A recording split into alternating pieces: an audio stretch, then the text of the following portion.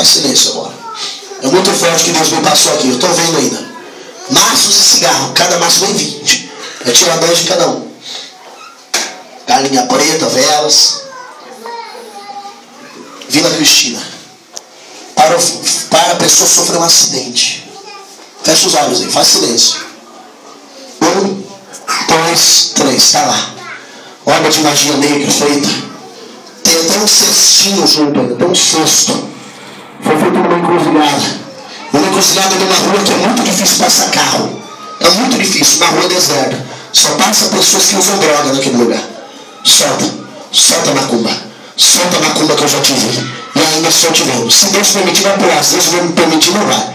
Foi uma macumba das brabas, irmão. Não foi qualquer macumbeiro que fez, não, viu? Sai de lá. Sai de lá, miserável.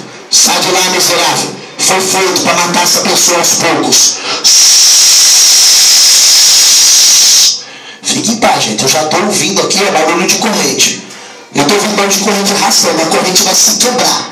Na hora que a corrente quebrar, Deus vai quebrar a macumba lá. Lá no Vila Cristina. 1, 2, 2,5, 3. Em nome do meu Jesus Cristo agora. Aí pegou, ó a macumba aí, ó. Foi feita lá no Vila Cristina. Se Deus está falando, que está aqui. Aqui não tem balela, não. Aqui o Pai, Filho e Espírito Santo buscando o banco. Dá teu grito aí, miserável. Aquele cigarro que dá lá. Hã? É do filtro vermelho ainda. Solta a macumba agora. Foi para ela sofrer um acidente. Foi para ela ser atropelada. Agora! Ei! Se for outro lado, não se assuste aí. Olha o demônio que está aí, ó. Aqui ninguém fica empurrando cabeça de ninguém, não, filho. Aqui manifesta no banco.